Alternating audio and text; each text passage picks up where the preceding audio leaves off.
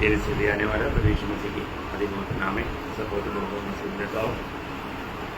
प्रभु का निकले से प्रभु ने वो भी एक सुंदरता का दिन हमें दान दिया। कितना सुंदर के दिन आया, नम्रता से रहना प्रभु यीशु ने कहा। कितने लोग नम्र है? हम अपने आप को मसीह कहलाता है तो अपन नम्र है क्या? नम्रता से रहने के लिए प्रभु ने कहा है तो हमें नम्र रहना चाहिए। और स्वर्ग में सिर्फ नम्र लोग ही मिलेंगे और कोई नम्रता का उल्टा क्या है? घमंड। वहाँ पर कोई एक घमंडी भी नहीं मिलेगा। तो अपने आप को परख देखना है कि मुझ में कोई प्रकार का घमंड है क्या? अगर घमंड है तो स्वर्ग का लायक ही नहीं है ना। हर एक बातों में हमें स्वर्ग का योग्य जीवन बिताना हमारा कर्तव्य है।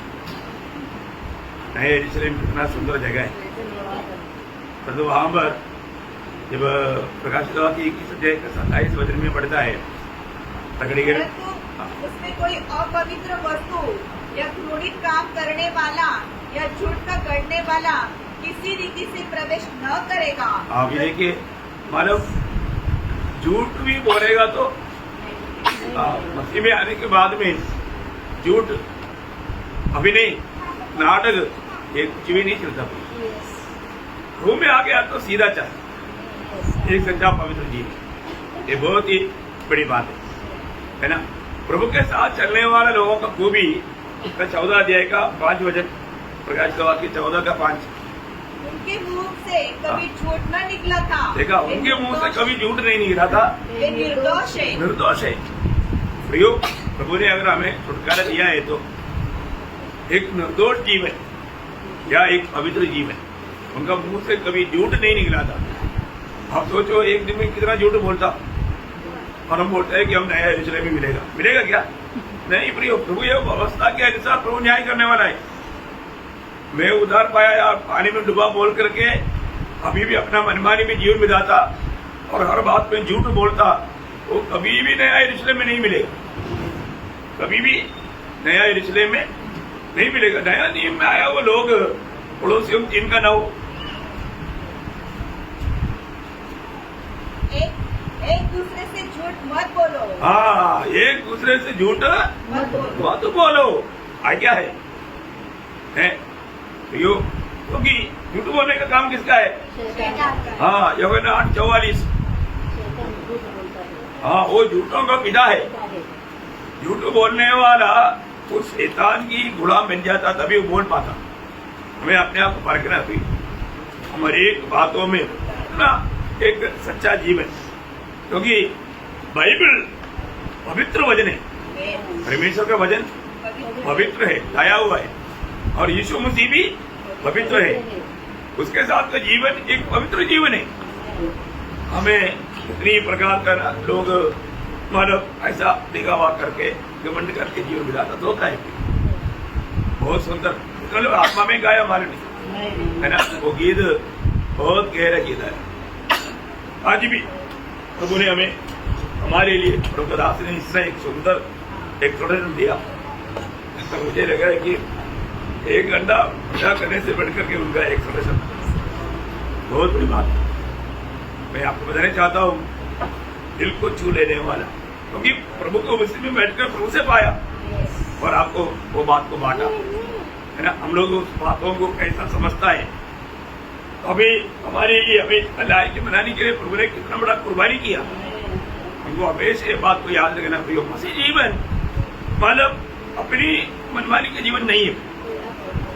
प्रभु का एक गुलाम होकर के प्रभु को जीने वाले जीवन है। अभी तक इस पीढ़ी के लोग उस बात को इतना नहीं समझा। हमें वो बात को समझना चाहिए। आत्मा पाया हुआ लोग ही समझेगा, क्योंकि वो समझ की आत्मा है। तो आज भी में जाने से पहले छोटा सा एक बात आपको याद रहना चाहूंगा। उसके आधार में हम पढ़ेंगे मत्ती की सुसमाचार उसका 11 अध्याय, उसका 28 से 30 वचन। Matthew chapter 11 verse 28 to 30। ये सब परिश्रम करने वालों और बोझ से दबे हुए लोगों मेरे पास आओ, मैं तुम्हें विश्राम दूंगा। मेरा जुआ अपने ऊपर उठा लो और मुझसे सीखो, क्योंकि मैं नम्र और मन में दीन हूँ, और तुम अपने मन में विश्राम विश्राम पाओगे, क्योंकि मेरा जुआ सहज और मेरा बोझ हल्का है। बहुत ही अनमोल बात है। ये वचन बहुत सबको सुपरिचित वचन है। प्रभु का दो आह्वान, बुलाहट यहाँ में है ना, दो बुलाहट। एक पापियों को उद्धार पाने के लिए बुलाहट है, और दूसरा उद्धार पाए वाले लोगों को अपने प्राण की उद्धार के लिए बुलाहट है। दो बुलाहट है। 28 वचन में पापियों के लिए बुलाहट है ना। सारे लोग पाप का भार लेकर के जा रहा है, उनको सबको प्रभु बुला रहा है। अब देखिए, ये दुनिया में ऐसे कौन बुलाया? कभी किसी ने ऐसे नहीं बुलाया। तो हमारे यीशु मसीह पाप का भार लेकर के, वो भार लेकर के चलने वाला बोलेगा तो कौन सा भार है? पाप का। यशायाह में लिखा है, यशायाह 1 अध्याय उसका 4-5 वचन। हाय, यह जाति पाप से कैसी भरी है, यह समाज अधर्म से कैसा लदा हुआ है। इस वंश के लोग कैसे कुकर्मे हैं, ये बाल बच्चे कैसे बिगड़े हुए हैं। उन्होंने यहोवा को छोड़ दिया, उन्होंने इस्राएल के पवित्र को तुच्छ जाना है, ये पराये बनकर दूर हो गए हैं। अभी देखिए, वे लोग अभी क्या लेकर चल रहा है? पाप लेकर के चल रहा है। पाप लेकर के उसका भार में देते जा रहा है। ये पाप का ये बोझ में कहां पर उधार कर रखूं? इसको उधार कर रखने का कोई जगह है क्या? देखता है कहीं नहीं, कहीं उनको जगह नहीं मिलता। उसकी समाधान पाने के लिए वो कई प्रकार का मार्ग अपना कर देखा, परंतु वहां पर उनको पाप का क्षमा नहीं मिला। तो ये दुनिया में बहुत से जगह पर जाकर के जो लोग ढूंढता है पाप क्षमा कैसे मिलेगा। पहाड़ चढ़कर देखता है, बर्फ के ऊपर लेट कर देखता है, पेड़ पर चढ़ करके उल्टा लेट कर देखता है, कीलों के ऊपर लेट कर देखता है, बहुत प्रकार देखता, लेकिन पाप क्षमा नहीं मिलता। परंतु उसका बीच में भी एक आवाज है ना, प्रभु बोलता है, मैं पापियों को उद्धार करने के लिए आया, मैं कोइयों को ढूंढने के लिए आया। तो ये हमें कितना सांत्वना देने वाला वचन है। जब लूका का सुसमाचार उसका 5 अध्याय का 32 वचन में यीशु मसीह कहता है, लूका 5 अध्याय का 32, मैं धर्मियों को नहीं, मैं धर्मियों को नहीं, परंतु पापियों को मन फिराने के लिए बुलाने आया हूँ। बुलाने के लिए आया, पापियों को मन फिरावट के लिए बुलाने के लिए आया, है ना। लूका 19 अध्याय उसका 10 वचन में, क्योंकि मनुष्य का पुत्र खोए हुए को ढूंढने और उनका उद्धार करने आया। हाँ, उनका उद्धार करने के लिए आया। इतना बड़ी बात है भैया, इस दुनिया में उनको बचाने के लिए, हमें छुड़ाने के लिए, हमारे लिए ये दुनिया में आया वो एकमात्र व्यक्ति प्रभु यीशु मसीह है। इसलिए यीशु मसीह को देख करके यूहन्ना बपतिस्मा देने वाले ने गवाही दिया। यूहन्ना का सुसमाचार 12 अध्याय का 29 में, देखो ये परमेश्वर का मेमना है, परमेश्वर का मेमना है, जगत के पाप उठाए लिए जाता है। देखा, जगत की पाप उठा लिए ले जाता है। सही बात है ना प्रियो, है ना। वो हमारे पापों को उठाकर लेकर गया। एक भावी इंसान को ये जानना चाहिए, वो क्रूस पर इस रीति में मानव विरू बन गया है, देखने वाला मुख लेते थे। ऐसा कारण क्या है? वो हमारे पापों को लेकर के सूली पर चढ़ गया। पहला पत्रोस 2 अध्याय उसका 24 वचन कहता है, वो स्वयं वह आप ही हमारे पापों को अपने देह पर लिए हुए सूरज पर चढ़ गया। अब आप देखिए उसका रूप कैसे था, इतना भयानक बना। पाप हमको ऐसा एक भयानक रूप दिया, ये बात को जानना पड़ेगा। यहाँ पर बैठा हुआ में से एक भी व्यक्ति अगर पाप क्षमा नहीं पाया है तो ये सच्चाई जानना है ना। मतलब इस दुनिया में पाप का बोझ लेकर के लोग दब करके नाश हो रहा है। वो लोग मतलब प्रभु से दूर होकर के अनंत काल का नरक में जा रहा है, और तो हमें बचाने के लिए प्रभु यीशु मसीह सूर्य पर मरा। ये सच्चाई है ना। 1 तीमुथियुस 12 अध्याय के 15 वचन में और सुंदर वर्णन करता है। यह बात सच और हर प्रकार से मानने की योग्य है कि मसीह यीशु पापियों का उद्धार करने के लिए जगत में आया। देखिए, मतलब ये मानने का योग्य वचन है प्रियो। मसीह यीशु पापियों का उद्धार करने के लिए जगत में आया। कितने बड़ी बात है प्रियो, है ना। ये बात नंबर 1 पापी पौलुस ने विश्वास किया। अभी एक बड़ा ट्रांसफर हुआ। क्या ट्रांसफर हुआ मालूम है आपको? मालूम है जब गलातियों का पत्री में 3 सूली का महत्व पौलुस वर्णन करता, ये 3 ट्रांसफर है, 3 ट्रांसफर, ये तीनों ट्रांसफर मेरे जीवन में हुआ है कि नहीं, ये बात को परखना अच्छी बात है। पहली बात गलातियों 2:20 में वो कहता है, मैं मसीह के साथ क्रूस पर चढ़ाया गया हूँ। देखा अभी मैं कहाँ पर है? मसीह के साथ मेरा पुराना जो मनुष्य जो है वो अभी मैं जो है वो मर गया, सूली में खत्म हो गया। अभी मैं जीवित न रहा, अभी मैं जीवित नहीं रहा, पर मसीह मुझ में जीवित है। ये है एक पहला ट्रांसफर। मतलब मैं सूली पर हो गया और यीशु मसीह मुझे में आ गया। आया कि नहीं? एक उदार पाया व्यक्ति में ये ट्रांसफर होना बहुत जरूरी बात है ना। इसका मतलब क्या है कि हमारा स्वयं खत्म हो गया। अभी मेरा बात है ही नहीं, खत्म, वो खत्म होना चाहिए। उसमें सूली आया, सूली में वो बात खत्म हो गया। आपको मालूम है दूसरा बात उसका 5 अध्याय का 24 वचन है ना। जो मसीह यीशु के हैं, हाँ उन्होंने शरीर को उसकी लालसा और अभिलाषाओं समेत हाँ क्रूस पर चढ़ा दिया है। देखा, ये भी ट्रांसफर हो गया, ये भी ट्रांसफर हो गया। आपको मालूम है शरीर, आपको मालूम है ये शरीर में कोई अच्छी बात नहीं रहता। इसका मतलब हमारा ये भी बात ट्रांसफर हुआ है कि नहीं, है ना। मेरा शरीर, उसमें रहने वाला अभिलाषा, उसके रहने वाला मोह, ये सबके साथ सूली पर खत्म हो गया। सूली ने भक्त के जीवन में इतना महान कार्य किया, ये जानना चाहिए। फिर आज भी कितने लोग है ना मसीह में कहता है, परंतु अभी भी अपने शारीरिक अभिलाषाओं में है, अपना शारीरिक अभिलाषा निभाने के लिए भाग रहा है।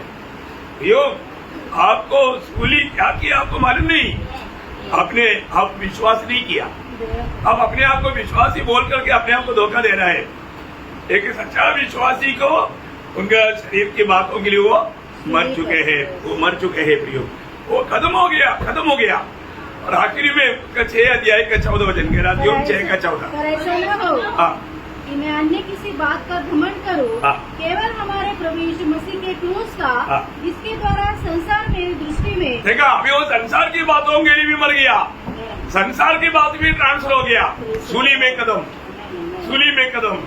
प्रियो, प्रभु यीशु मसीह में आने के बाद में फिर हम संसार का नहीं, प्रभु यीशु मसीह में आया वो लोग यीशु मसीह ने बोला ना, जैसे मैं संसार का नहीं वैसे वे भी संसार का नहीं। योग 17 का 14 वचन में 16 वचन में 2 बार उठाकर कहता है, जैसा मैं संसार का नहीं वैसा वे भी संसार का नहीं।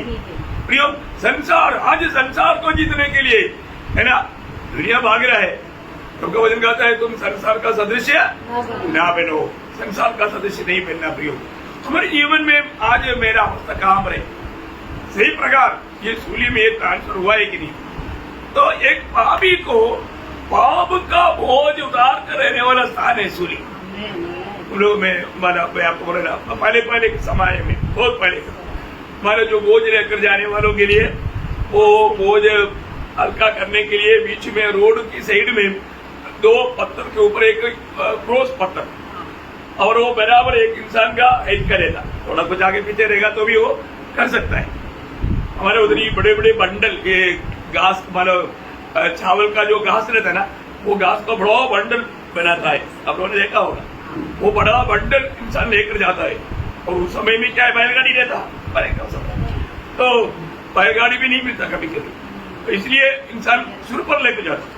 वो जाते जाते वो लोग रास्ते में थक जाता, थकने के टाइम पर अभी मतलब ऐसी जगह है तो थोड़ा उस पर वो आराम से लगाएगा, क्योंकि बाकी नहीं तो फिर उठाने के लिए कौन आएगा, रास्ते में कोई मिलता ही नहीं है।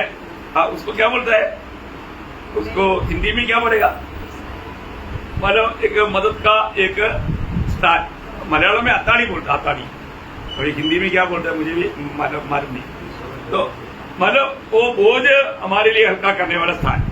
तो प्रियो, हमारा पाप का बोझ, हमारे जीवन का कोई भी प्रकार का बोझ हल्का करने वाला एक ही ऐसा स्थान वो यीशु मसीह का क्रूस है। इसलिए क्रूस पर विश्वास करेगा तो हमारा भार उड़ जाएगा, खत्म हो जाएगा, फिर हम फ्री हो जाएगा, तो क्रूस, इसलिए यीशु मसीह सबको अपने पास बुला रहे हैं। बोझ से लगे हुए लोगों मेरे पास आओ, मेरे पास आओ, फिर भी नहीं आता। फिर कहाँ जाए करके ये बोझ हटाएगा? कहीं नहीं स्थान, दुनिया भर में कहीं नहीं प्रिय, कहीं नहीं। दूसरा उनका बुलाट अपना प्राण का या देही का जीवन का उद्धार के लिए, जीवन में है ना। उसका 29 वचन और एक और पढ़ना। मेरा जुआ अपने ऊपर उठा लो और मुझसे सीखो, क्योंकि मैं नम्र और मन में दीन हूँ, और तुम अपने मन में विश्राम पाओगे। और मन में जो लिखा है वहाँ पर प्राण में, जीवन में या देही में विश्राम पाएगा, ऐसा होना चाहिए। तो यहाँ पर अभी आपको मालूम है हमारे में कितना भाग है? हाँ देखा, इधर 2-3 लोगों को मारे, बाकी लोग मारे। हाँ मतलब जो बात सवाल पूछेगा ना, अब लोग ध्यान से बैठना। हाँ तो 3 भाग है। कौन कौन सा भाग है? आत्मा, प्राण, शरीर। हाँ वेरी गुड, देखा बराबर बोला है। तो अभी किसी को मालूम नहीं है तो पहला थिस्सलुनीकियों 5 अध्याय का 23 वचन में लिखा है। आप लोग मानो पढ़ो। परमेश्वर हाँ आप ही तुम्हें पूरी रीति से पवित्र करे, हाँ। और तुम्हारी आत्मा और प्राण और देह हमारे प्रभु यीशु मसीह के आने तक पूरे निर्दोष और सुरक्षित रहे। हाँ देखिए यहाँ पर ये तीनों भाग में 2 भाग का विश्राम मुक्त में है।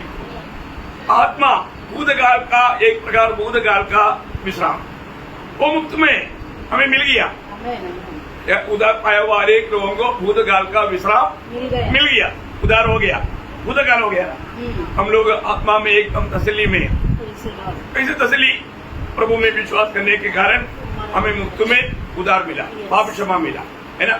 दूसरा अध्याय का 8-9 वचन, क्योंकि विश्वास के द्वारा अनुग्रह से तुम्हारा उद्धार हुआ है, और यह तुम्हारी ओर से नहीं परम परमेश्वर का दान है। हाँ देखो, ये परमेश्वर का दान है, हमने कुछ करके नहीं, ये मुक्त में मिला, ये मुक्त में मिला। बहुत बड़ी बात है ना। कोई भी कुछ प्रकार का प्रशंसा नहीं कर सकता। इसी प्रकार शरीर का भी मुक्त में है ना। दूसरा कुरिन्थी 5 अध्याय का 10 वचन, दूसरा कुरिन्थी 5 अध्याय का 1 वचन, सॉरी। क्योंकि हम जानते हैं कि जब हमारा पृथ्वी पर का डेरा शरीर का घर गिराया जाएगा, तो हमें परमेश्वर की ओर से स्वर्ग पर एक ऐसा भवन मिलेगा जो हाथों से बना हुआ घर नहीं परंतु चिरस्थायी है। हाँ देखिए, हमारे लिए अभी हमें शरीर का एक नया शरीर मिलने वाला है ना। ये शरीर मानव बिल्कुल हमेशा के लिए बना रहेगा। ये भी मुक्त में, ये भी प्रभु के आगमन में हमें क्षण भर में मिलने वाला एक बात है, मुक्त में मिलेगा। जैसा हमें आत्मा का उदार या विश्राम हमें मुक्त में मिला और एक क्षण में मिला, जिस क्षण में हम प्रभु यीशु पर विश्वास किया, प्रभु यीशु मसीह को अपना प्रभु मानकर ग्रहण किया, उसी समय में हमारे आत्मा का विश्राम में हम प्रवेश किया। वैसा यीशु मसीह की आगमन में उस ललकार में आंग पलक मारते ही खोलेगा तो बंद करके खोलने के लिए टाइम नहीं लेता। वो टाइम के अंदर हम रूपांतर होकर के उस महिमा का शरीर के साथ बादलों में मिलेगा। ये दोनों मुक्त में है, परंतु हमारे प्राण का उद्धार मुक्त में नहीं। इसलिए प्रभु वहां पर बोला, उस 29 वचन वापस से पढ़ना, मत्ती 11:29। मेरा जुआ अपने ऊपर उठा लो और मुझसे सीखो। हाँ, इसका मतलब क्या है कि जुआ लेकर के हमें अपना प्राण का उद्धार को प्राप्त करना, वो ये हमें मानव प्राप्त करने वाली बात है। उसके लिए हमें दान देना पड़ेगा, ये मुफ्त में नहीं है। क्या करना पड़ेगा? जुआ लेना पड़ेगा। हमारा प्राण का उद्धार कैसे मिलेगा? जुआ लेने की तरफ। कितने लोगों ने जुआ लिया? देखो, जुआ लिया है कि नहीं है? सुबेरे उठते ही जुआ अपने ऊपर लेना है, जुआ लेते बिना चलना ही नहीं।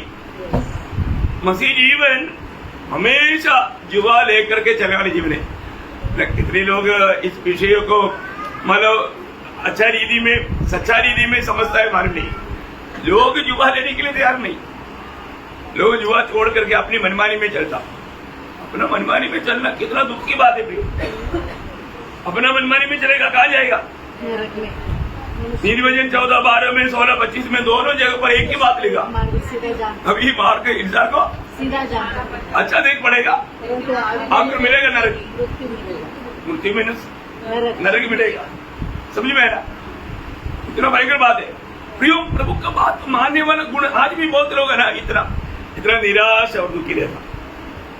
दुनिया में बहुत बड़े बड़े शांति की बात बोलने वाला आखिरी में आत्महत्या किया। बहुत अभिनेत्री लोग, अभिनेता लोग, सब बहुत चरित्र है। मैं एक दिन लिस्ट आपको सुनाऊंगा, इतना भयंकर बात है। मैं कल भी वो बात को पढ़ा, बहुत बाप रे, इतना बड़े बड़े ऐसा लोग हैं। लेकिन मैं एक बात आपको बताना चाहता हूँ, जो प्रभु हमें सच्चा शांति देता है। प्रभु के लोग कभी भी वो निराश में भी वजन उनके वो सामने आ जाता, वजन से उनको सांत्वना मिल जाता। मिलता है कि नहीं? मिलता है ना।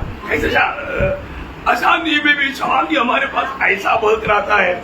और आप प्रभु के मार्ग में है तो प्रभु के मार्ग छोड़ देगा तो शैतान को आप तो मतलब मौका देगा। जब यशायाह नबी की किताब में 40 अध्याय का 17 उसका भी पाठ और उसका 18 वचन पढ़ना, पहले 17 वचन का भी पाठ। जिस मार्ग से तुझे जाना है, हाँ, उसी मार्ग पर तुझे ले चलता हूँ। देखा, प्रभु हमारा महान प्रभु हमें जो मार्ग में जाना चाहिए वो मार्ग में नहीं चलता है। समझ में आया? ऐसा मार्ग में जब आप चलता है तो आप अपना मनमानी में नहीं चलना, वहां पर नहीं मिलेगा। अब प्रभु ले चलने वाला मार्ग में चलेगा तो क्या होगा? उसका 18 वचन, भला होता, भला होता तूने मेरी आज्ञाओं को ध्यान से सुना होता, तब तेरी शांति नदी के समान और तेरा घर समुद्र की लहरों के समान होता। देखा, हल्का शांति नहीं, एक प्रकार बोलेगा तो हमारे समझ से परेशानी। जो फिलिपियों 4:7 में लिखा ना, हमारे समझ से परेशानी, हम समझ ही नहीं सकता इतना महान शांति से हमारा दिल भर देगा। प्रभु के लोगों को प्रभु अपने वचन के द्वारा कितना बड़ा सांत्वना देता है, बहुत भयंकर सांत्वना देता है। तो इसलिए अभी हमें ये जीवन की यात्रा में रोज हमारा प्राण का उद्धार होते जाना, उसके लिए क्या करना पड़ेगा? प्रभु के मार्ग जुआ लेना पड़ेगा। हाँ, जुआ देखना हम लोग है। मैं इतना कलाकार नहीं रिपोर्ट में आपको बना कर देता हूँ, लेकिन खेती में बैल जूते में देखा ना, हाँ वो जुआ। आजकल क्या सब जयपुर ट्रैक पर है तो मतलब बहुत मॉडर्न युग आ गया ना। अब फिर भी कुछ लोग देखा है जरूर जुआ, देखा ना खेती में बैल के साथ। हाँ, तो एक जुआ के नीचे कितना बैल है? दो। अभी मालूम, और वो भी आप देखना बराबर रहे। हाँ, इसको मतलब यीशु मसीह बोलता है मेरा जुआ ले लो, मेरा जुआ लेना है तो पहले तुझे नंबर बनना, क्योंकि मैं कैसा है? घमंडी लोग उसके अंदर जा ही नहीं सकता। घमंडी लोग है वो जुआ के नीचे आ ही नहीं सकता है। हमें जुआ लेकर के चलना है। यहाँ पर क्लियर प्रभु बोलता है तुम मुझसे जुआ ले लो। उसका मतलब एक सच्चा चेला बनो। चेला हमेशा गुरु का बात मानेगा, गुरु जो करेगा वो करने के लिए तैयार रहेगा, गुरु के साथ चलने के लिए तैयार रहेगा। इसको चेला, यीशु मसीह ने अपनी चेलों को मतलब इसलिए भेजा था दुनिया में, चेला बना, दूसरे को चेला बनाने के लिए। सबको मालूम मत्ती 28 का 19 वचन, इसलिए तुम जाओ सब जातियों के लोगों को चेला बनाओ। सबको चेला बनाओ। क्या बनाना? चेला बनना। तो हमारे जीवन में एक सच्चा चेला बना है क्या? यीशु मसीह के साथ जुआ लेना है तो चेला बनना पड़ेगा। चेला बनना है तो दाम देना पड़ेगा, है ना। जब लूका का सुसमाचार 14 अध्याय उसका 25 से 27।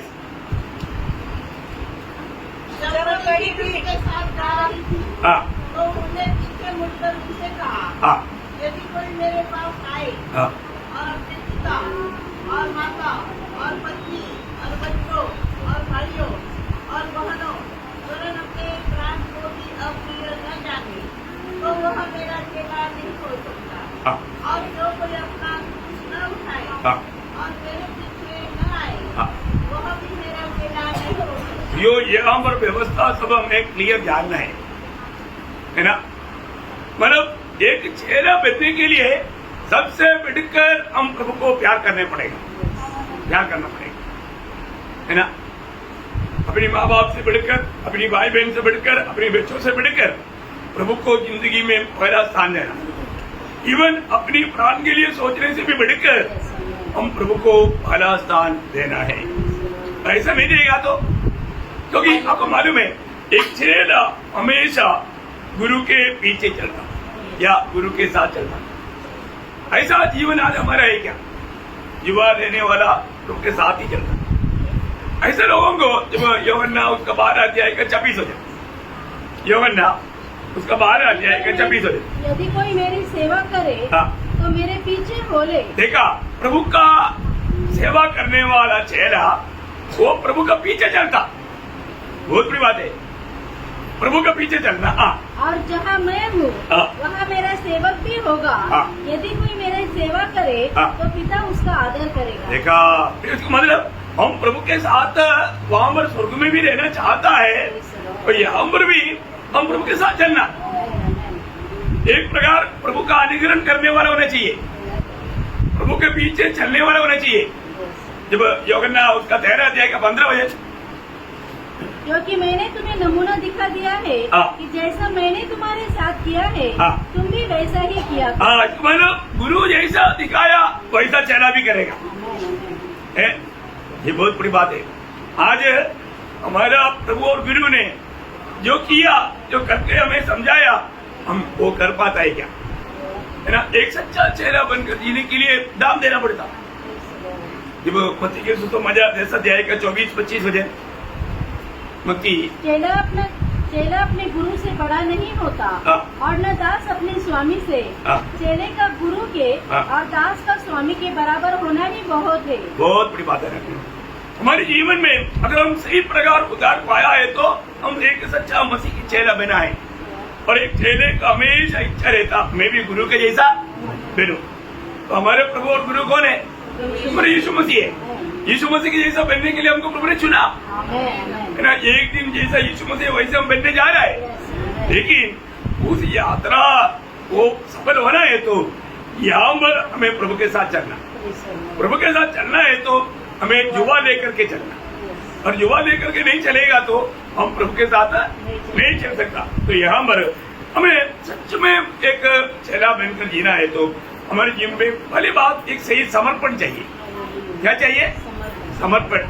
प्रियो, आज भी मैंने अपने आप को प्रभु के लिए समर्पण किया है क्या? हम लोग हमेशा समर्पण का बात बोलेगा तो पहले मरियम का समर्पण याद आता है ना।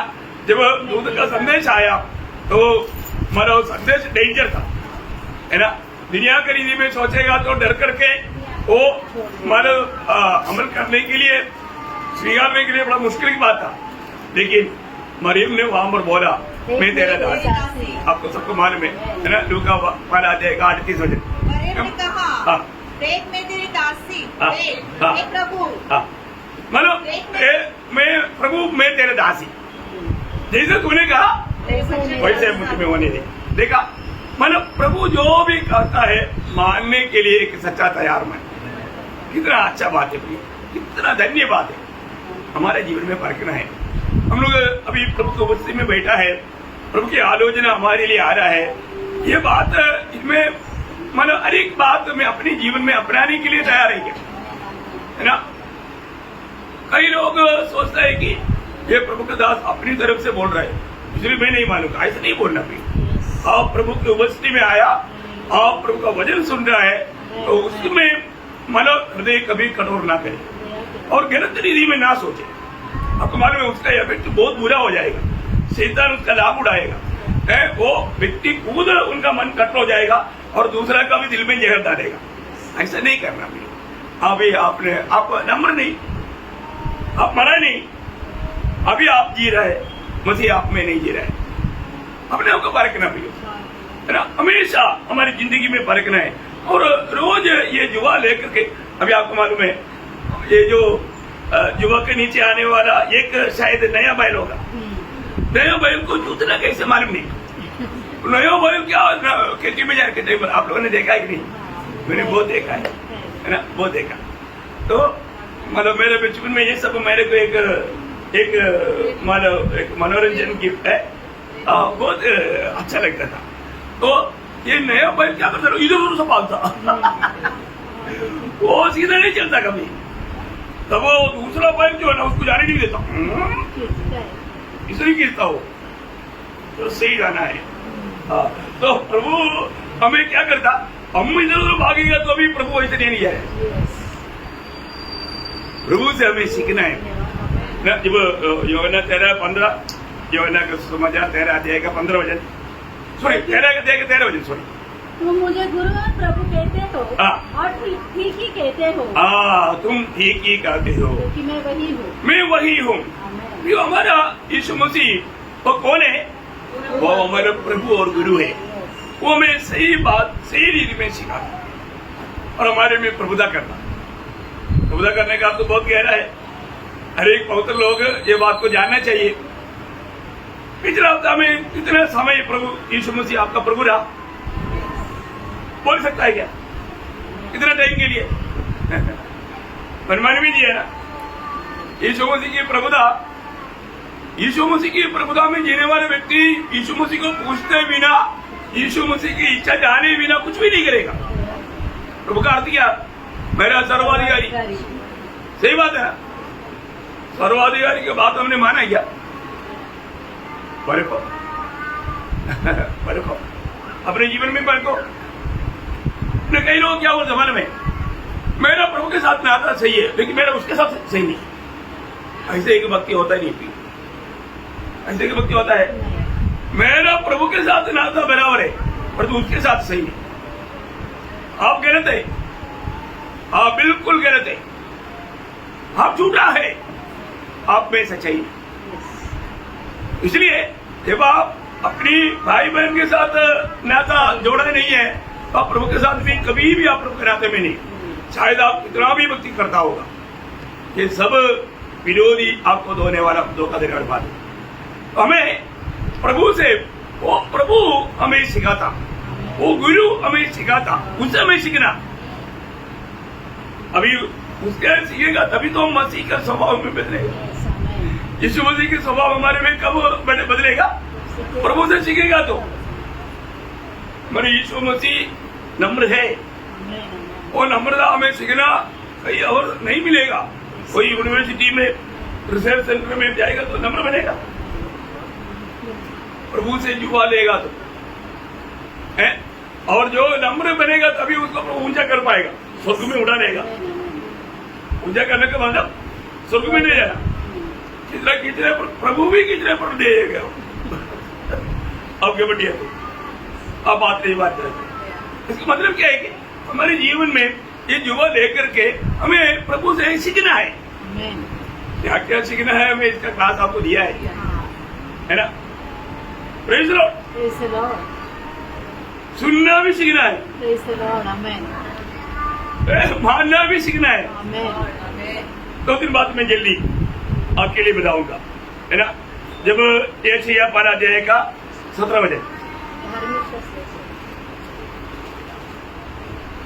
यशायाह 12 अध्याय 17 वचन, भलाई करना सीखो। हाँ, प्रभु से क्या सीखना? भलाई करना।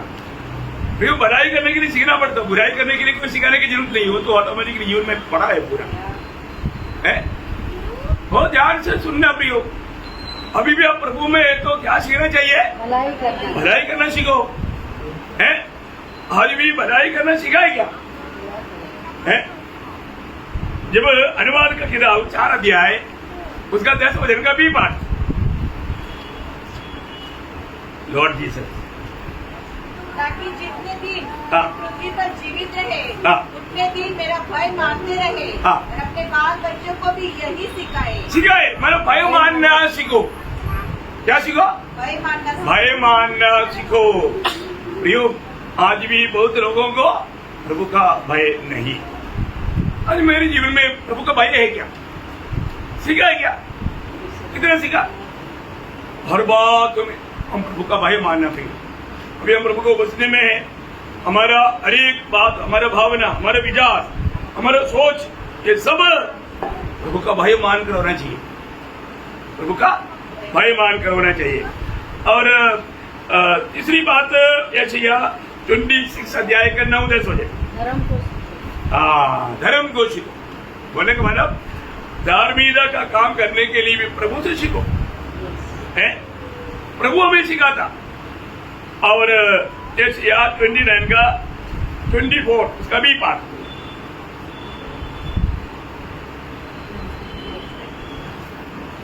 यशायाह 29 का 24 का भी पाठ। उपदेश सीखो। क्या सीखो? उपदेश है, नीति शिक्षण, उपदेश, उपदेश सीखो। उपदेश सीखना है,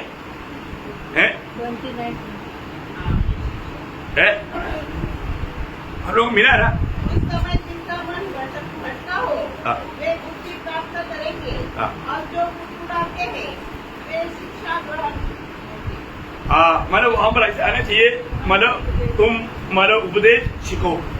कोई की परिभाषा में थोड़ा टेढ़ा मोड़ा आया है, लेकिन अच्छा सही अर्थ ऐसा है, तुम उपदेश को सीखो, है ना। और एक बात तीतुस 3 अध्याय का 14 वचन, तीतुस 3 का 14। हमारे लोग भी आवश्यकताओं को पूरा करने के लिए अच्छे कामों में लगे रहना सीखे।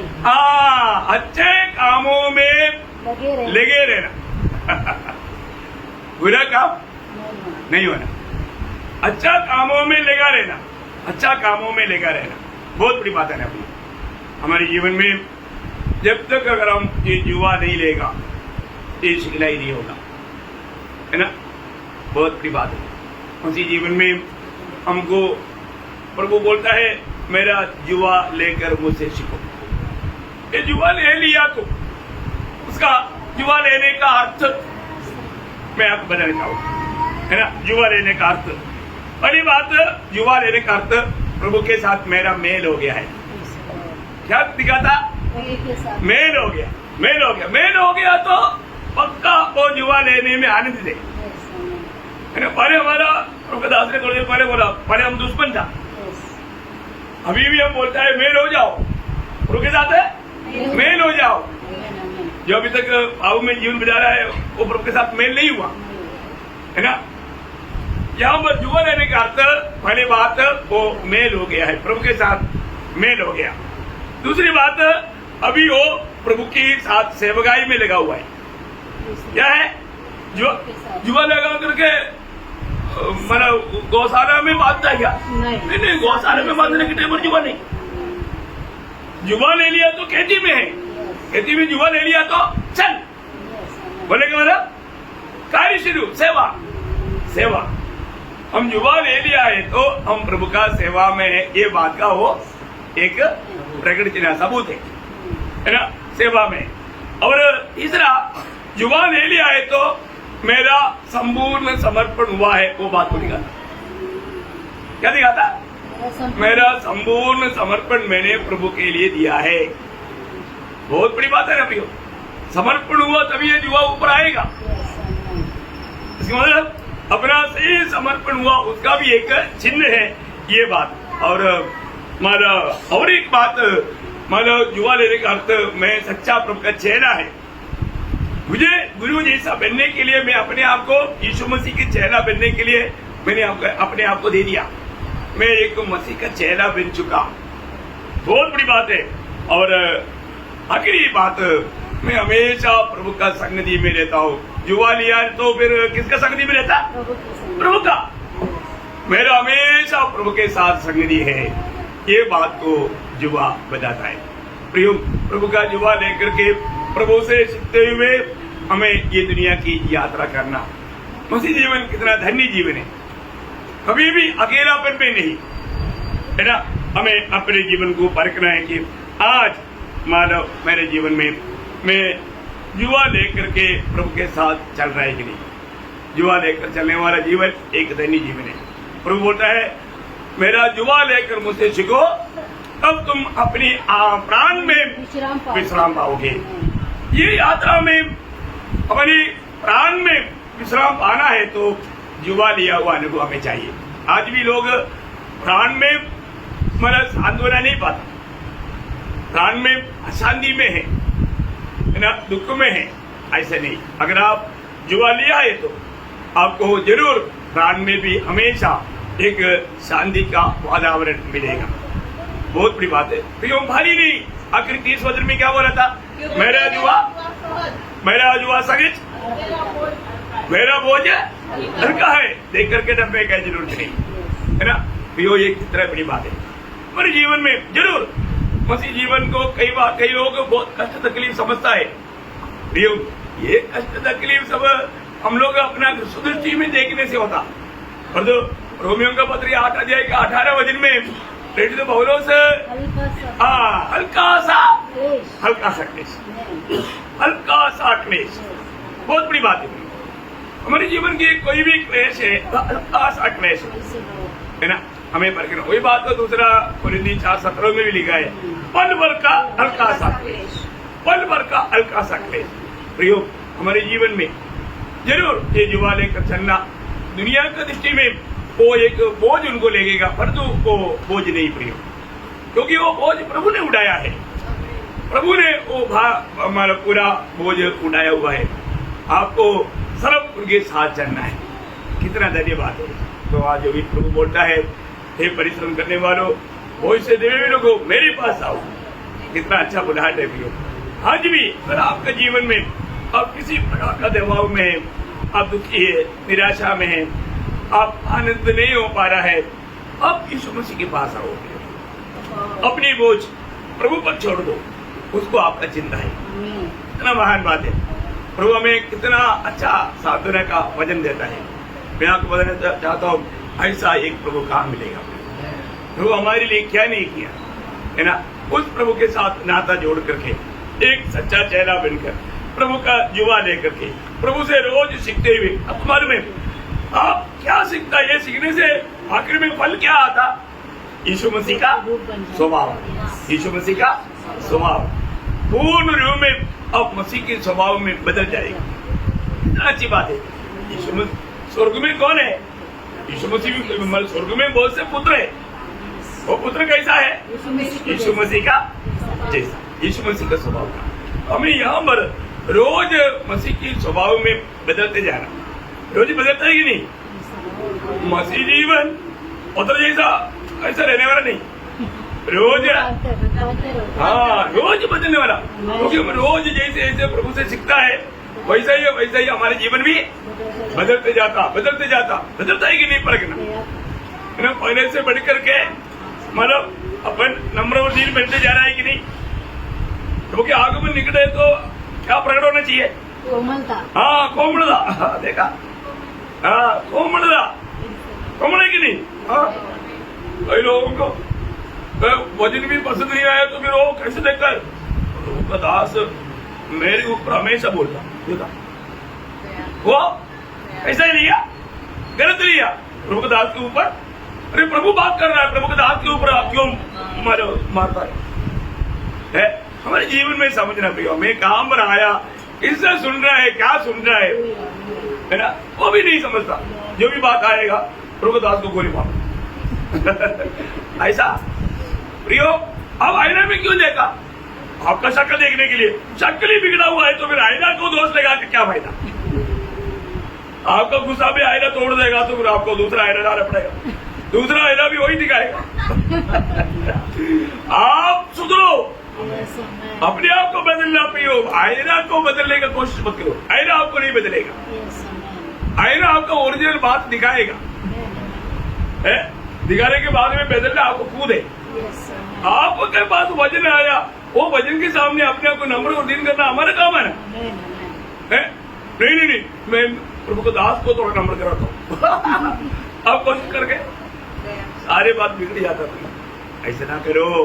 प्रभु का सत्य वचन को स्वीकारने का अच्छा दिल के साथ आओ, और ये वचन को आप स्वीकारेगा तो अपने आप नम्र बनेगा। स्वर्गीय ज्ञान हमको क्या करता? नम्र बनाता। ये जो आप सुनता है प्रियो, ये स्वर्गीय ज्ञान की बात है, स्वर्गीय ज्ञान की बात, बहुत बड़ी बात है। तो प्रभु ये वचनों के द्वारा आप सबको बहुत आशीष दे, प्रभु को महिमा मिले। आमीन।